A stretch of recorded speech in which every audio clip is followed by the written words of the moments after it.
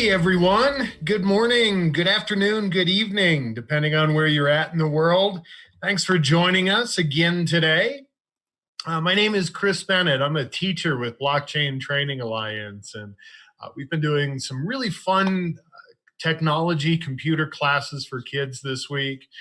If you've been with us all week, then you know Monday we talked about blockchain and why that's such an incredible technology and why it's so important, especially right now. Yesterday, we talked about the Internet of Things and smart devices. And today, we're going to talk about something really fun. I've been looking forward to today all week. We're going to talk about programming, coding. So let's go ahead and dive in. We're going to talk about Programming 101, all the basic concepts and things you need to know to learn how to write your own code.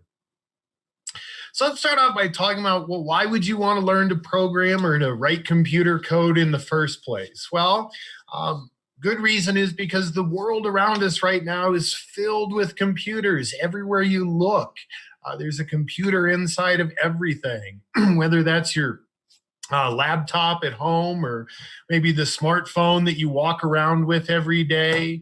You might have a smart watch. Computers are all over the place in new cars now, your video game console, your Xbox or your PlayStation. That's just a computer. So learning to program or write code, that's a great skill to have because you're learning the language of computers. And once you learn the language of computers, you know how to talk to them and how to make them talk to each other. So it's a really, really great skill to have. And it's an important skill to have because right now we don't have enough good programmers out there in the world. We have more jobs for programmers than we do programmers to fill them. So this is a really, really great skill, and it's a skill that's going to continue to be very important in the future as well. Not only is it an important skill and one that we really need, but it's also one that's a lot of fun. When you're able to speak that language of the computer and you can speak that language to make that computer do whatever you say, that's a pretty incredible feeling. It feels a lot like magic to be able to give these orders to a machine and have that machine just follow them exactly like it's supposed to. And it's a good skill to learn because it teaches you how to think about big problems in very, very small pieces. And sometimes the most overwhelming part of solving a big problem is just trying to understand all the pieces that go into it. So I hope what we talk about today gets you excited and you decide this is a skill that you want to learn. Maybe you've been wanting to learn programming for a while, but you haven't because you thought, you know what, it's just hard. It's too hard. You have to be really, really smart to know how to program.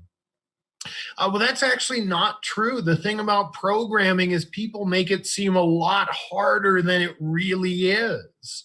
It's actually very, very easy. One of the reasons it's so easy to learn how to program is you already know all the basic concepts. Everything you need to know to write software, you already know right now, today. The only thing you have to learn is new ideas, new words, new ways of talking about these things you already know. And this is different from a lot of the things you have to learn because most things we have to learn, we not only have to learn new ideas, but then we have to learn new words to talk about those ideas. Programming is great because there's no new ideas to learn. The other great thing, that the reason programming can be so easy is because once you learn to program in one language, it's very, very easy to go learn another language. All the same ideas and concepts are going to be present in that other language. You may just have to learn some new words to talk about them. And so it's very common for a developer, a computer programmer, to work with many different languages all the time, not just one. So it's not as hard as you think. As I said, you already know all the basic concepts, and computer programming is nothing more than telling a computer exactly what you want it to do. A computer program is really just a list of instructions for a computer to follow when it needs to do a certain thing. And really, the hardest part about writing any program is figuring out exactly what you want that machine to do, what you want your computer to do. Because it means you have to give your computer all of the little steps involved. A computer doesn't know how to do anything unless you tell it exactly how to do it, step by step. And oftentimes, this is the hardest part about programming, is just breaking things down into small enough steps. So here's a great example. If I told any of you, hey, go wash your hands before dinner, before we eat. Well, you know exactly what that means. All I have to tell you is to wash your hands, and you know exactly what to go do. But I can't tell a computer to go wash its hands. A computer is not going to know what that means. If I want to tell a computer to wash its hands, I have to break it down step by step. So I have to tell that computer, hey, the first thing you need to do is go find a sink or a faucet. Then the second thing you need to do is turn on that faucet. And then you need to adjust the water temperature to the middle, halfway between hot and cold. And then you need to wait a few seconds so the hot water can warm up and start flowing out of the faucet. And then step number 5, stick your finger under the water and feel, is it too hot? Is it too cold? If it's too hot, you need to adjust the faucet to be slightly colder. And then you need to go back to step 5 and do it again and check to see, is it too hot or is it too cold? If it's too cold, you need to turn the temperature up a little bit. And then you need to go back to step 5 and do it again. And then finally, once you get the temperature of the water comfortable, well, then you need to rub your hands together under the water for a few seconds to get them nice and wet. Then you need to go put some soap on your hands. And once you've got soap on your hands, you have to rub your soapy hands together for a little while. And then you need to take your soapy hands and run them under the water to wash all the soap off. And then when you're done with all that, you need to turn off the faucet. And then you need to find a towel. And then you need to dry your hands on that towel. So this is the hardest part about computer programming, is taking something simple that we think of as being simple, like, hey, go wash your hands, and figuring out all of the exact steps it's going to take in order to do that simple thing. All right, now an important thing in computer programming is syntax and grammar, just like in our regular written language. In human language, when we're writing things down, syntax and grammar are very important. We use things like punctuation, periods, commas, exclamation points, question marks. We use those to help separate ideas and thoughts, so you know where one idea stops and another idea starts. And if you write some text and you have bad syntax and grammar, you have no syntax and grammar, it makes it much harder to read things, to understand things, to get meaning out of that writing or out of that text. And so just like in our written language, we have rules for syntax and grammar. In programming languages, we have rules for syntax and grammar too. But don't worry, because it's actually a lot easier than what you're used to. If you sit in English class or writing class, you know that the English language has a bunch of syntax and grammar rules, and they can be very, very complicated. Well, the syntax and grammar rules that we have in most programming languages are very, very easy, and so it's very easy to learn them. And there are a couple rules that we'll talk about that a lot of languages follow. But first, I'll give you a little example. If I showed you something like this, It would be very, very difficult to understand what the heck I'm talking about. You probably look at something like this and it just looks like a bunch of gibberish. It's very, very difficult to understand what was I trying to say? Where does one idea stop and another idea start? But if I show you something like this, now it's very easy for you to understand those things. You can see very clearly where one idea stops and another starts. You can read this and you can understand exactly what I was trying to say. Now, the interesting thing is, this is both the exact same text. All I've done is use a different syntax, different grammar rules for this first piece of text. With this second piece of text, I used the rules that we're all used to. And you can see how following those rules makes it a lot easier for the reader to understand. Well, your computer's the same way, and using the right syntax rules in your programming tells your computer how to read that computer code. So every programming language has its own rules and syntax, just like every language, every human language has its own rules. The grammar rules in Spanish are slightly different than they are in English. And the grammar rules in Mandarin Chinese are very different than they are in English. So different programming languages will have their own rules. But there are some rules that a lot of languages share in common. Not all of them, but a lot of them share in common. And so we'll talk about two big rules right away that you'll probably see all the time if you start writing computer code. And the first one is, how do we end a sentence or a statement? Well, if we're talking about the English language, we use a period to end a sentence, or sometimes a question mark or an exclamation point.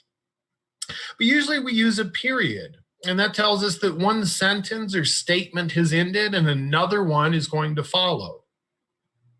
Well, we do the exact same thing when we write computer code, but in a lot of languages, we don't use a period, we use a semicolon. So a sentence or a statement in a lot of programming languages would end this way, with a semicolon at the end. That's the first rule. And again, this rule doesn't apply to all programming languages, but it applies to a lot of them, most of them. Here's another good rule that you'll see in a lot of languages. If you have a group of related things, they're enclosed, they're wrapped by these little curly braces. So for example, let's say I'm going to the grocery store later and I make myself a shopping list and I say, well, I'm at the store, I need to get milk and I need to get bread and I need to get cheese and I need to get some more carrots and potatoes. And I also need to get some more soap for the shower. So my shopping list is made up of these 6 items. And anytime I talk about my shopping list, I'm really just talking about these 6 things. Well, if I was going to write that in code, I might say my shopping list contains these 6 things. So I'm saying exactly the same thing as I'm saying on the left, but over on the right, I use these curly braces to say every one of these things inside of these braces is part of my shopping list. So there are 2 big rules you'll see all the time, and just knowing these 2 simple rules can make it a lot easier to look at some computer code and understand what's going on. All right. All programming languages have something called variables. And a variable is a pretty simple idea. A variable is just a name that we give to a piece of information. And that piece of information that we're giving a name to, we call it a value. So every variable has a value. And we use variables when we're programming so that we can store some pieces of information that we know we're going to want to work with later. Oftentimes in life, we know that there's going to be a piece of information that we want to work with, but we don't know exactly what that information is going to be. For example, let's say that your favorite sports team is playing a game, a big game tomorrow night, the championship game. Well, you don't know what the final score of that game is going to be. You don't know if your favorite team is going to win or if they're going to lose. But you do know that there will be a final score. Even though you don't know what that final score is, you know that there's going to be one. So you could think of the final score as being the variable, and then the value of that variable is whatever the score is, 53 to 8, 27 to 22. Here's another example. Let's say that you want to go write a computer program that's going to take temperature readings throughout the day. Every few minutes, it'll take a temperature reading. And then at the end of every day, it's going to report to you what was the high and the low temperature for that day. So if you think about a program like this, we don't know for any day what the high and low temperature is going to be. We don't know 2 weeks from Thursday what the high and low temperature is going to be. But we know that 2 weeks from Thursday, there will be a high temperature and there will be a low temperature. We just don't know exactly what they're going to be. Well, that's where we would create a variable. We could create a variable for the high temperature of the day and the low temperature of the day. And anytime we wanted to talk about that highest temperature, we would just use that variable. So here's a little example. All of us have an address. We all live somewhere. So let's say that I want to write a computer program that knows my address. Well, I might create a variable called my address. And then I tell my computer that the value of that variable is 123 Main Street. That's where I live right now. So then I can ask my computer, what is my address? What is the value of this my address variable? And my computer is going to respond, it's 123 Main Street. All right, well, let's say that then I move and I have a new address. So now I tell my computer that my address is now 987 Broadway.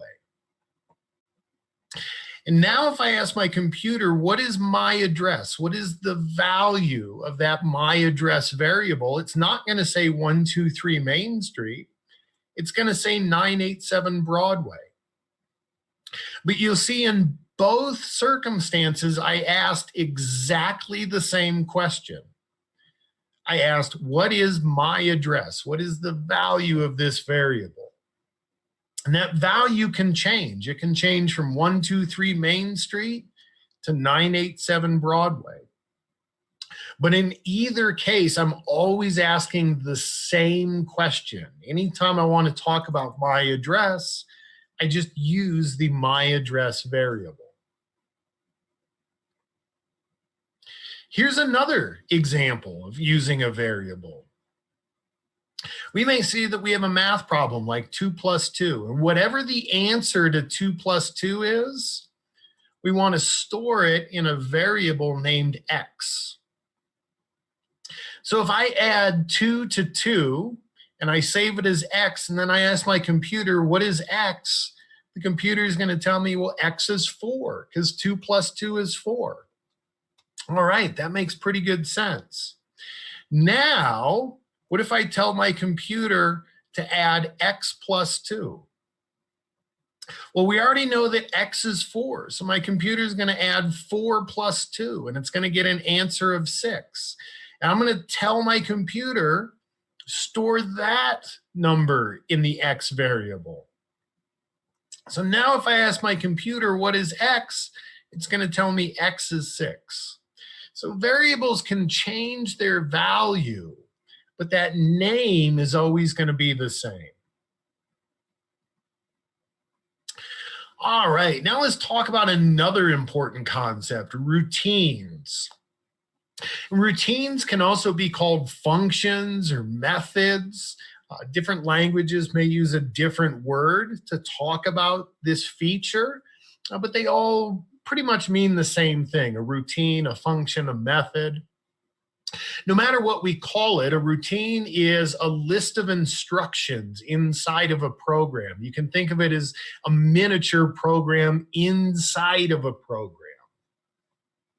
And we use routines anytime we want to reuse the same code or the same set of instructions over and over and over again. We use a routine to just list out those instructions once, and then anytime we need to follow those instructions, instead of writing them out again, we just tell our computer to go execute that routine, go follow the instructions in that routine. And so these are very, very helpful things to use when you need to perform the same set of steps over and over and over again. So let's look at an example of a routine. Let's say this is what you do in the morning. The first thing you do is you wake up. And then once you wake up, you get out of bed. And then once you get out of bed, you go to the kitchen to eat breakfast. And when you get into the kitchen, parent is there, mom's there, dad's there. So you look at your parent and you smile and you say hello to them. And then you go ahead and you eat your breakfast. And then once you get done eating breakfast and getting ready for school, then it's time to get on the school bus to go to school.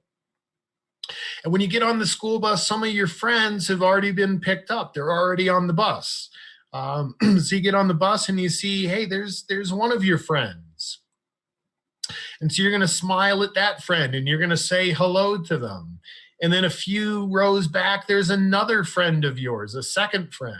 So you're going to smile at that second friend and you're going to say hello to that second friend. All right, well, if you look at everything you're doing in the morning, notice that you're performing these same 3 steps over and over again. You're looking at someone, you're smiling, and then you're saying hello to them. In this little example, you did these same 3 steps 3 different times. You did it for a parent in the kitchen. You did it for a friend on the bus. You did it for another friend on the bus. So you're repeating these same instructions over and over and over again. And this is where we could create a routine. So let's say that we build a routine.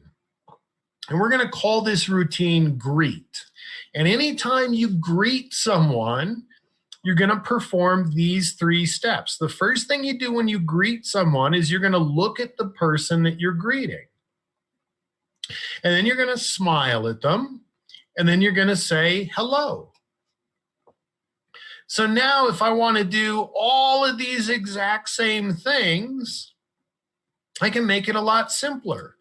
I can say, hey, I'm going to wake up and then I'm going to get out of bed and then I'm going to go to the kitchen for breakfast and then I'm going to greet my parent. I'm going to greet mom or dad in the kitchen. And when it's time to greet that person, I'm going to follow all the instructions inside this routine.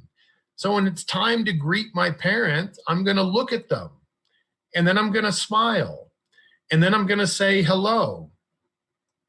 And then I can eat my breakfast and get on the bus. And then I see, hey, there's my first friend. And I want to greet that first friend. So when I do that, I'm going to go back to this greet routine and I'm going to follow all the instructions. I'm going to look at that first friend and I'm going to smile and I'm going to say hello. And then I'm going to do the same thing for my second friend. So it's a lot easier to look at this code than it is at this. Right? This is a lot more complicated.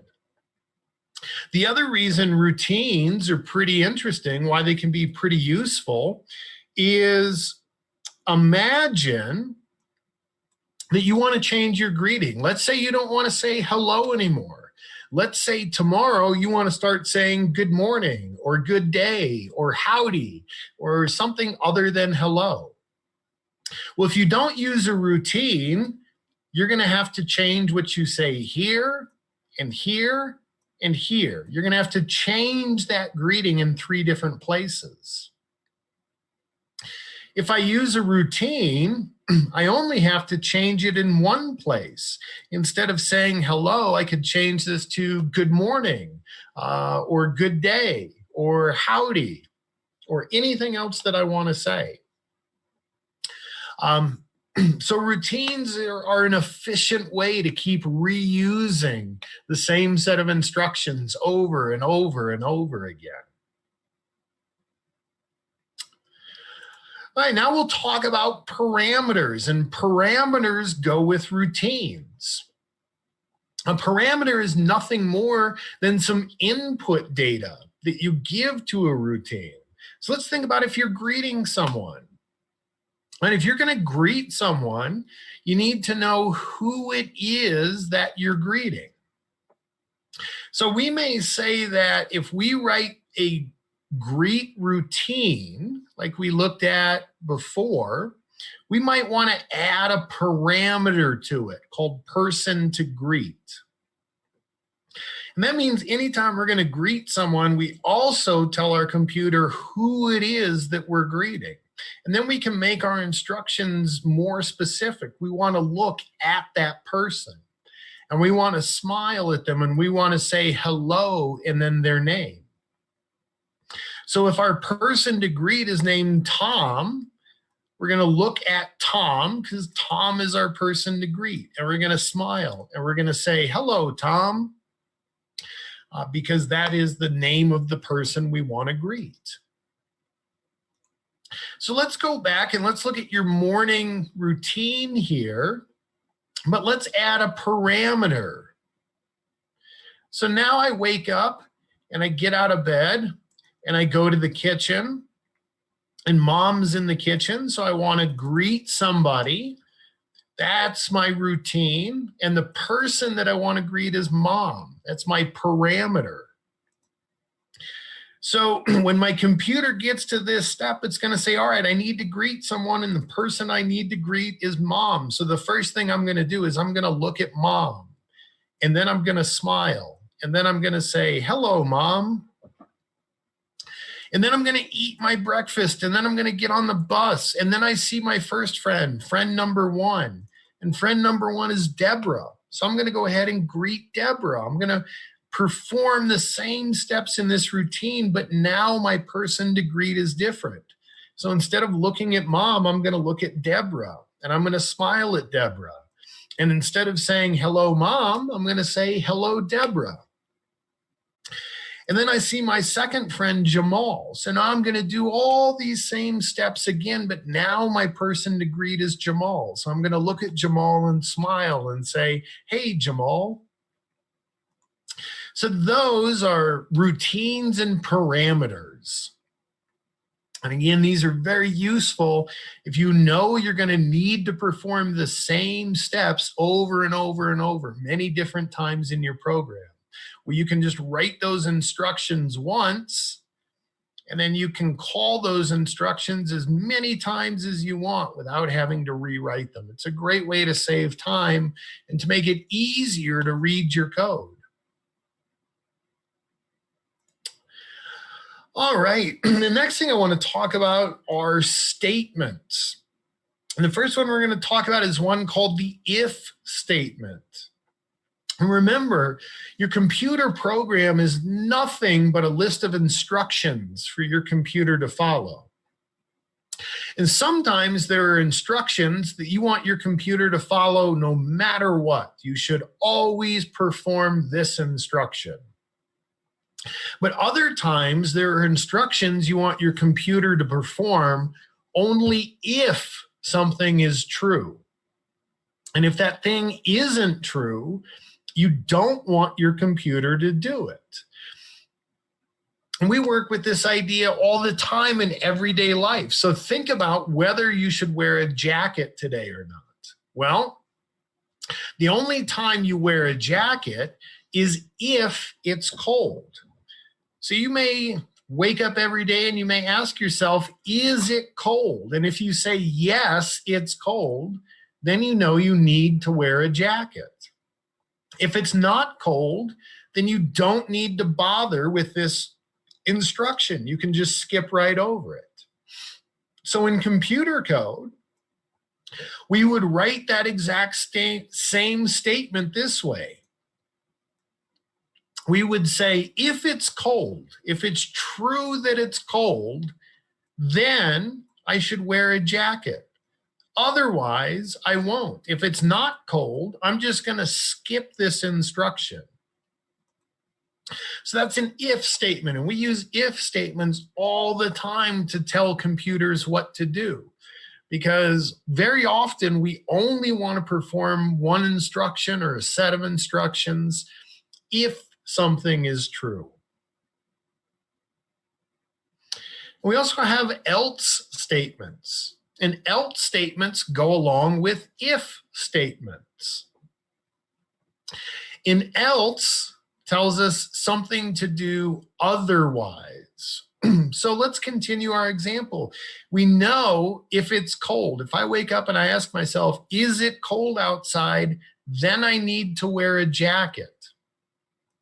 Otherwise, if I ask myself, is it cold? And the answer is no. Otherwise, I just need to dress normally.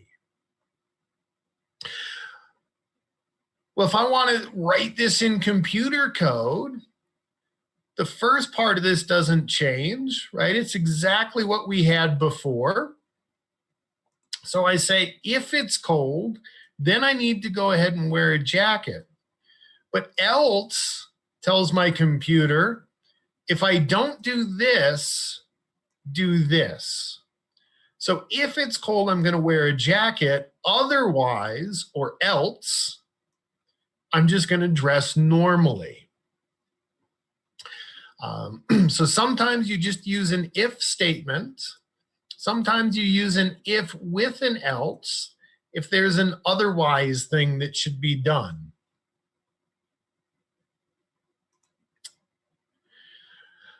All right, now we'll talk about switch statements. And switch statements are just a way of combining multiple if statements. So remember in our last example, we said we're going to ask ourselves, is it cold? And if it is, we're going to wear a jacket. Otherwise, we're just going to dress normally. Well, let's say we want to be more detailed than that. Let's say if it's really cold outside, I want to wear a jacket, gloves, and a hat. If it's just regular cold outside, but it's not super cold, well, then I just want to wear a jacket. I don't need to worry about wearing gloves or a hat. If it's a nice day outside, then I just want to dress normally.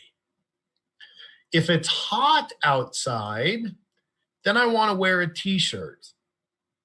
And if it's super hot outside, it's an extremely hot day, then I might want to wear shorts and sandals so I can stay even cooler. So what I really have here is 5 different if statements. If it's really cold, if it's regular cold, if it's nice, if it's hot, and if it's extremely hot. And a switch statement gives us a much shorter way of combining all these multiple if statements together. So if I was just going to write all these out as if statements, I might have code like you see over here on the left. I might say, hey, if the current temperature is really cold, well, then I want my jacket, gloves, and a hat. If the current temperature is just regular cold, well, then I just want to wear a jacket. If the current temperature is nice, then I want to dress normally. If the current temperature is hot, then I want to wear a t-shirt. And if the current temperature is really hot, then I want to wear shorts and sandals.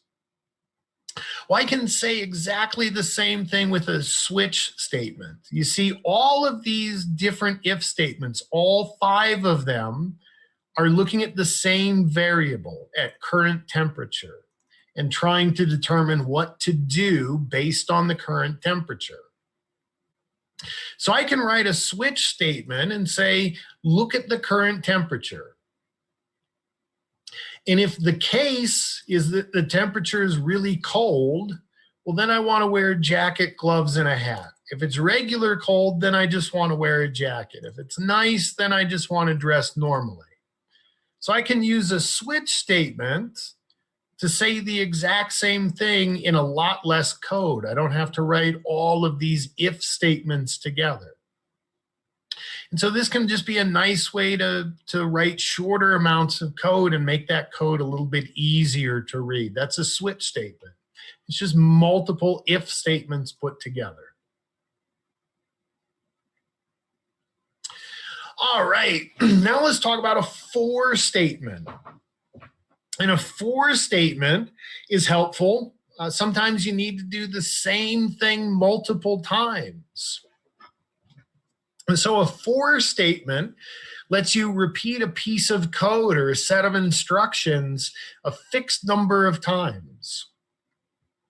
So you're going to put whatever you need to do, whatever those instructions are that should be repeated inside of your for statement. And that for statement is just going to repeat those instructions over and over and over until the counter hits a specific value. So let's look at a quick example. How do you do a push-up? If you want to do a push-up, you start by bending your arms until your torso touches the ground. And then once your torso touches the ground, you're going to straighten your arms back out and raise your torso back off the ground. And then you're going to stop once you've straightened out your arms, once your arms are straight. And then if you want to do another push-up, you do the same thing over again. So if I was going to write out the instructions to do 3 push-ups, I could write them out like this. I could say, first bend your arms, and then straighten your arms, and then stop, and then bend them again, and then straighten them, and then stop, and then bend them a 3rd time, and straighten them, and stop. And you can see all I'm really doing with these instructions is repeating the same 3 steps 3 different times. Now imagine how long these instructions would be if I didn't want you to do 3 push-ups, but I wanted you to do 10 push-ups or 100 push-ups or 1,000 push-ups. These instructions would get to be really long, but you're only ever doing the same 3 things over and over and over again. So we can use a for statement to make it much easier to write that code. And this for statement may look a little bit weird at first, but that's okay. It's pretty easy to figure out. What we're going to do is we're going to repeat all the steps inside this for statement multiple times. So the first thing we're going to do is we're going to say this is push-up number, and then whatever number it is. This is push-up number 1. This is push-up number 2. This is push-up number 3. And then we're going to perform those 3 steps. We're going to bend our arms until our torso touches the ground. And then we're going to straighten our arms to raise ourselves back off the ground. Then we're going to stop when our arms are straight. Now, a for statement uses a counter. That's what's inside the parentheses here. What we're saying is we want to use a variable called x to be our counter. And we want to start off with x being 1. We want to do everything inside this for statement until x equals 3. So we're going to start with our counter at 1, and we're going to do everything. We're going to do push-ups until our counter equals 3.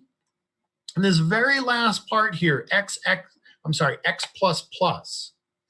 This is just a shorthand way of saying every time we loop through these instructions again, add 1 to x. So let's step through this. Let's look at how this would work. We start off and we say, the very first time we do these instructions, X is going to equal 1. So the first time we execute these instructions, we're going to say this is push-up number X, and X equals 1. So we're going to say this is push-up number 1. And then we're going to bend our arms, straighten our arms, and we're going to stop. So now we've hit the end of our for statement. Can we stop? Do we need to do the for statement again? Yes, we do. Because we've said we aren't going to stop doing this until X equals 3. And right now, X equals 1. So we need to do this all over again. So we're going to go ahead and add 1 to X. And now X equals 2. So now we're going to say this is push-up number 2. And then we're going to bend our arms and straighten our arms. And then we're going to stop. And then we ask ourselves, okay, do we need to do this for statement again? Do we need to run these instructions again? Well, yes, we do, because remember, we can only stop once X equals 3. And right now, X equals 2. So let's go ahead and add 1 to X. And now X equals 3. So now we can say, this is push-up number 3. And then we bend our arms for a third time, and we straighten them for a third time, and we stop for a third time. Then the computer is going to ask itself, okay, can I stop now? Well, I can stop when X equals 3. And right now, X equals 3. So I don't have to do these steps anymore. I'm done. So right here, with just 5 or 6 lines of code, I can do all the same things that I was doing with 9 instructions before. And if I wanted to do 10 million push-ups, the only thing that would change would be this 3 right here. It wouldn't be 3, it would be 10 million. But think about how much longer these instructions would be if I had to do 10 million push-ups and I had to write all these 3 steps out over and over and over again. So these for statements can save us a lot of time repeating a lot of code over and over again. All right, our next statement, this is a very common one. This is called the for each statement. And this is a lot like a for statement, right? The for statement that we wanted to look at was great for repeating a set of instructions over and over. But for statements are good if you know how many times you want to repeat those instructions. Right? When we looked at doing push-ups, we knew we want to do exactly 3 push-ups. And so when we write that for statement, we want to tell it, hey, we only want to do these instructions 3 different times. Sometimes you know that you need to do the same things over and over again. You need to repeat the same instructions over and over again. But you don't know exactly how many times you're going to need to do that. So think about this. Let's say that you have a job at the movie theater, and your job at the movie theater is to work the popcorn line. So before the movie starts, customers come in and they buy their ticket, and then they go to the lobby and they get in line to buy a box of popcorn. And your job is to sell a box of popcorn to every customer in line. So it doesn't matter if there's 1 customer in line or 10 customers in line or 127 customers in line. No matter how many customers are in line, you're going to do the same steps for each of them. I mean, you don't have any way of knowing how many customers are going to be in that line. Right? Maybe it's the middle of a day on Thursday, so everybody is at work or at school. They're not going to the movies, so you're not going to have many people in line. Or maybe it's a Saturday afternoon and the new summer blockbuster just opened up and the movie theater's packed, so you could have a ton of people in line. You don't know how many times you're going to need to perform these same steps, but you know that you need to perform the same steps for each customer that is waiting in line. And that's what a for each statement can be used for. So if you look at what are you going to have to do to sell a box of popcorn to each customer waiting in the line? Well, the first thing you're going to need to do is to greet that customer. And then after you greet that customer, you're going to have to go grab an empty popcorn box. You're going to have to go over to the popcorn machine and you're going to have to fill up that empty popcorn box. Then you're going to have to give that popcorn box to the customer. And then you're going to have to take the customer's payment. Right? You take their money and give them change, or you swipe their credit card. You take their payment for that popcorn. So we know that for each customer, we're going to have to do these 5 things. We're going to have to perform these 5 instructions. But we don't know how many customers there are going to be. So we don't know how many times we might have to write out these 5 instructions over and over. In a for statement, it wouldn't work because we wouldn't know when the counter should stop. We don't know how many customers there are going to be. So the for each statement is used here. And if we were going to code this out, we could say for each customer that is in the popcorn line, we want to do these things. We want to greet the customer. We want to grab an empty popcorn box. We want to fill that box. We want to give the filled box to the customer, and then we want to take the customer's payment. And if there are only 3 customers in line, then we're only going to repeat these steps 3 times. If there are 20 customers in line, we'll repeat these steps 20 times. We're going to repeat these steps once for each customer that is waiting in the line. That's what the for each statement is all about. All right, and then the last statement type that we'll talk about is the while statement. While statements are kind of like for or for each statements. They allow us to repeat a set of instructions or a set of steps over and over again. And just like a for each statement, we don't know how many times we're going to need to perform these steps. It may be once, it may be 10 times, it may be 100 times. We don't know. The only thing we know is that we need to perform these steps while something is true. So let's say that you work at a restaurant. Well, what do you need to do if you work at a restaurant?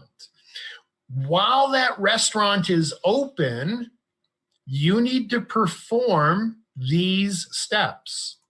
While your restaurant is open, you need to greet your customers when they come in. And then you need to seat those customers at a table. And then you need to give those customers a menu. And then you need to come back in a few minutes and you need to take that customer's order. Then you need to prepare that customer's food. You have to go into the kitchen and cook it. And then once that food is ready, you have to bring it out to the customer so they can eat it. And then when the customer is done, you need to take their payment. Now, you need to do these 7 things over and over and over again while your restaurant is open. But once your restaurant is closed, you can stop doing all these things. And you might ask yourself, well, isn't this exactly like a for each statement? Couldn't I just say for each customer that wants to eat at my restaurant, do these 7 things? Well, you could. They're very similar. But here's the difference. If you use a while statement, you're only going to perform these steps while something is true. Let's say that your restaurant can only serve 100 people a day in the hours that it's open. And let's say that there are 150 people who want to eat at your restaurant today. Well, what that means is you can only serve the first 100. If you wrote a for each statement, that for each would say, all right, go do these 7 steps for each customer that wants to eat, all 150 of them. But my restaurant's only open long enough to do these for the first 100. So I can use a while statement, and then I'm only going to perform these steps while my restaurant is open. Now, again, you don't know how many customers you're going to have on any given day. So you don't know how many times you're going to have to perform these steps. And it's not just as simple as saying, hey, perform these steps from 6 a.m. to 8 p.m. every day, because your restaurant might be open different hours on different days. You might have different hours on the weekends than you do on weekdays. You might have different hours on holidays than you do on regular days. So the only thing you really know is that you need to perform these steps anytime your restaurant is open. So you could write this as a while statement. And you could tell your computer, while the restaurant is open, go ahead and do these 7 things. So I'm going to start off my day. Is my restaurant open? Yes, I just opened it. All right, let me go greet that first customer and seat them and give them a menu and take their order, cook their food, bring it to them and take their payment. All right, is my restaurant still open? Yes, it is. All right, let me go greet that second customer and seat them and give them a menu and take their order. All right, is my restaurant still open? Yeah, okay, then let me go do all this with the third customer. All right, now I get to the end of my day and it's 8 o'clock, it's closing time. So I turn off the sign out front. And now my restaurant isn't open. So even if there are customers still waiting, I'm not going to do any of these things anymore because my restaurant is no longer open. All right, well, those are just some of the basics. Variables, routines, if statements, for each statements, while statements. If you understand these basics, and you already should, because again, these are ideas that you already work with every day. We're just learning how to express them a little bit differently. We're just learning to write them as something like this instead of something like this. And everything that we've talked about, these variables, routines, if statements, for statements, these exist in any programming language that you want to learn. So if you want to learn C++, or you want to learn JavaScript, or you want to learn Fortran, or you want to learn C#, well, any of those languages is going to have an if statement. And those if statements are going to work exactly the same way as we talked about today. They may just be written a little bit different from one language to another. But everything we've talked about today are the basic building blocks of programming. And if what we talked about today makes sense, then you're ready to pick a language and hit the ground and get started and actually start learning and building. And there are many different computer languages out there. There are hundreds, perhaps thousands of different languages. And so sometimes it can be a little tough if you know that you want to learn more about programming. One of the toughest questions to answer after that is to figure out, well, what language should I start with? Is there one that's better than another? Is there one that's easier than another? Well, the first thing to remember is there's no best language. There's not one that's better than any other. Some people have very strong opinions and they like one more than any others. But different languages are better at doing different things than other languages. So it's good to explore and to find one that you like and that works with the type of things you want to work with.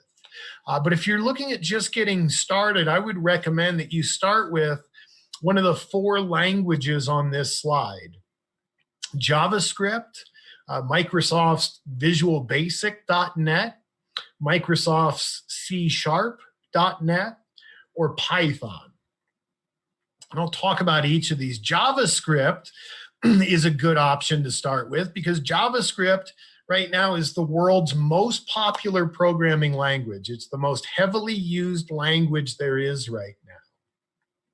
And so that means if you want to learn JavaScript, because it's the world's most popular language, there's a lot of information out there. You're going to find a lot of books and tutorials and online guides and YouTube videos and Reddit forums.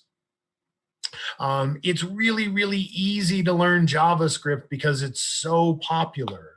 So that can make it a really good place to start, because there's so much good information out there.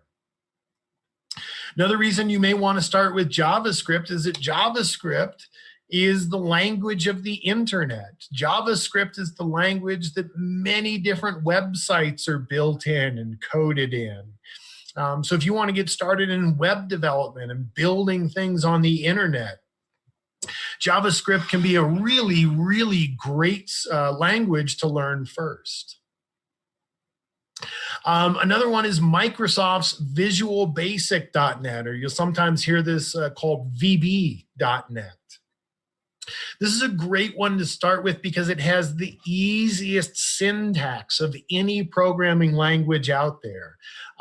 Visual Basic Code is the closest to plain English writing as any programming language gets. So if you understand all of the ideas and the concepts that we talked about here today, but things like the semicolon or those curly braces are confusing, they're weird for you to look at, well, then you might want to look at Visual Basic. It doesn't have any of that. And it has a very, very easy to read syntax.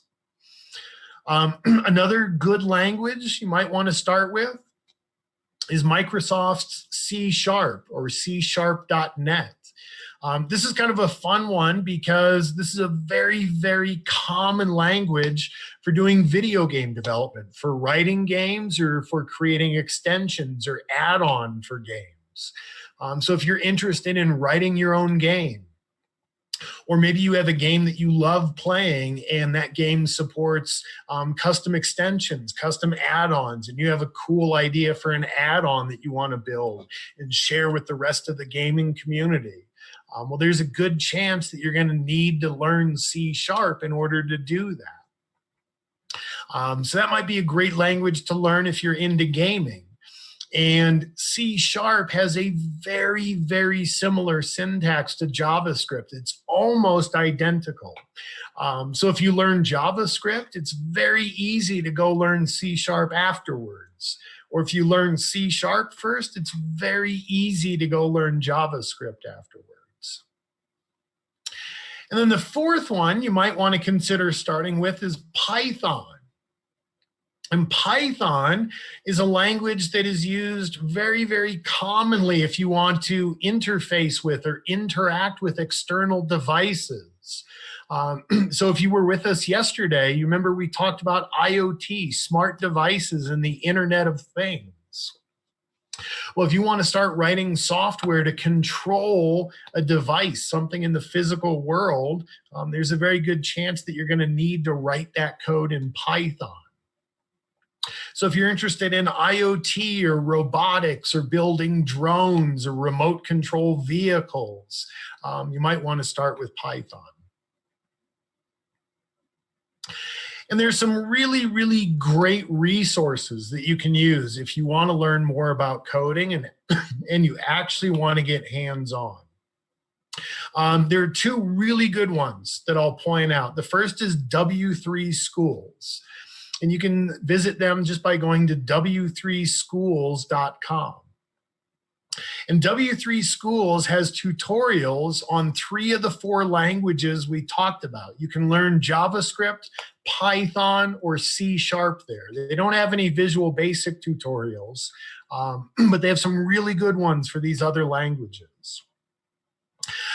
Everything you do at W3 Schools, you do in the browser. So you don't have to worry about installing or configuring anything, getting anything set up. As long as you can access a browser, you can go through the lessons on W3 Schools. So you can do it from a laptop, a tablet. You can do it from your smartphone if you want. And all of the lessons are just short, bite-sized lessons. Most of them take 10 minutes or less. So you can just sit down and go through a couple lessons, and then when you're ready for a break, you can go do something else. You're not sitting down and going through hours and hours worth of work. And the thing I like most about W3 Schools is it's hands-on. You learn by doing. So for example, here's their site. I could say, hey, I want to learn JavaScript. Chris said that was a pretty good language. And you'll see a lot of the things we talked about, right? Like the switch statement. I can come in here and I can learn all about how a switch statement works. And then when I'm ready, I can go ahead and try it myself. So I get my code over here on the left, and I can hit run, and I get my answers on the right. So here's some code to tell me what day it is. Well, let's say that I wanted to say Wednesday in all uppercase. I can change my code here, and then when I run it, I'm going to get a different result over here. So I can play with my code right here in the browser, not have to install or set anything up. So great resource there, W3 Schools. The other real good resource I would encourage you to look at is code.org. This is a great free online site to help kids and people in school learn coding and computer science. So they've got some really, really good resources here. You can go to code.org and click on this Learn tab. And you can get signed up to take free lessons. You can learn coding and all sorts of other great topics, exciting topics in computer science. And then, of course, if you're interested in learning more and you want us to put a class together, let us know. We would love to put together a more detailed class and work with you guys to get hands-on and start writing some of your own code. So thank you, everyone. I appreciate you making some time and joining us today. And if you've been with us all week, thanks for joining us Monday, yesterday, and today. Hopefully this has got you excited about coding and computer programming and you want to learn some more. It's a great skill. And like I said, we need more good programmers out there. So hopefully someday I will see you guys out there in the world writing some amazing computer code. So thanks again for joining us, and be sure to stay safe, stay healthy, everyone. And if you want to learn more, go ahead and dive into these sites and get hands-on because it really is easier than you think.